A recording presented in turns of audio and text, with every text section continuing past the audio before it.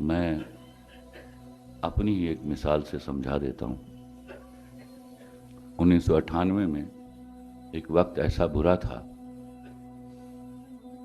کہ میرے بچے 35-36 گھنٹوں سے بھوکے تھے۔ میں پریشان تھا اور میرے پاس 50 کا ایک نوٹ تھا،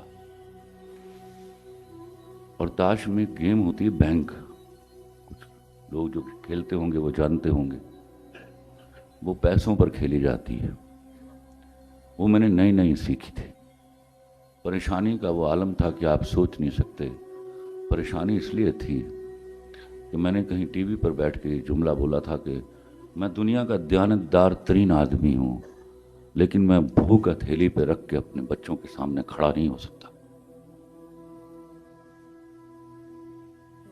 میں ایورنیو اسٹوڈیو چلا گیا، کمرے میں بیٹھ کے تاش کی گڈیاں ہاتھ میں لے کر خود ہی اکیلا پھینٹ رہا تھا کہ اتنے میں بڑے ہی سورما قسم کے کھلاڑی آ گئے اور میں نے تاش کھیلنا شروع کر دی۔ 50 میری جیب میں تھے۔ احترام میں وہ پیسے جمع نہیں کرتے تھے، ورنہ میری پول کھل گئی ہوتی۔ وہ بینک جو ہے، جن کو بینک آتا ہے، وہ 2200 روپے کا ہو گیا۔ اگر میں ہارتا ہوں تو مجھے 550-600 روپیہ دینا پڑتا، جو میرے پاس نہیں تھا۔ اور میں جو سب سے نوزائیدہ بینک کھیلنے والا تھا، صرف یہ دعا کر رہا تھا کہ یا اللہ میں بینک جیت جاؤں۔ ہوا بھی وہی، دعا قبول ہو گئی اور میں بینک جیت گیا۔ میں نے رستے میں 1 کلو گوشت لیا بکرے کا، ڈالڈے کا 5 کلو کا ڈبہ لیا، ایک میں نے توڑا لیا آٹے کا، چائے کی پتی کا ڈبہ لیا، اور بچ بچا کے میرے پاس کچھ 700 سے 750 کے درمیان پیسے تھے۔ وہ لے کر میں گھر پہنچا۔ اس وقت میں 5 مرلے کے ایک پورشن میں رہتا تھا، جس کا 5000 روپیہ کرایہ دیتا تھا، اور وہ دینا مشکل ہو جاتا تھا۔ تو میری بیوی نے دروازہ کھولا۔ میرا بڑا مشہور ڈرامہ ہے بوٹا فرام ٹوبا ٹیک سنگھ اور لنڈا بازار، اس کا ڈائریکٹر میرے ساتھ تھا۔ وہ سامان اس نے اٹھایا ہوا تھا۔ میری بیوی نے مجھے دروازے پر روک لیا،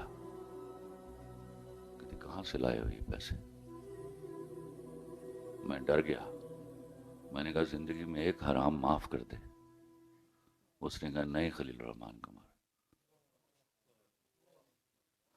خدا کی قسم میرے بچے اگلی رات بھی بھوکے رہے۔ تھوڑے وقت کے لیے آیا تھا برا، تو میڈ ہوتی تھی ہمارے گھر میں، آتی تھی کام کرنے کے لیے۔ صبح وہ ساری چیزیں اور وہ 700 اور 750 کے درمیان جو پیسے تھے اس کو دیے گئے۔ اور خوش قسمتی کہ میرا ایک دوست ان دنوں مجھے 200 روپیہ روز کا دے کے جاتا تھا، وہ آ گیا اور اس نے مجھے 200 روپیہ دیا، اور ہم نے اگلے دن کچھ کھایا پیا۔ ان باتوں کو غور سے سمجھیے گا۔ شاید جہاں اللہ نے آج مجھے پہنچایا ہے، میں اس پر اتنا پرائیڈ نہیں لیتا جتنا اس دن بھوکا رہنے کا لیتا ہوں۔ اس دن میں نے رکھا تھا روزہ، اور وہ روزہ آج تک الحمدللہ مسلسل چل رہا ہے۔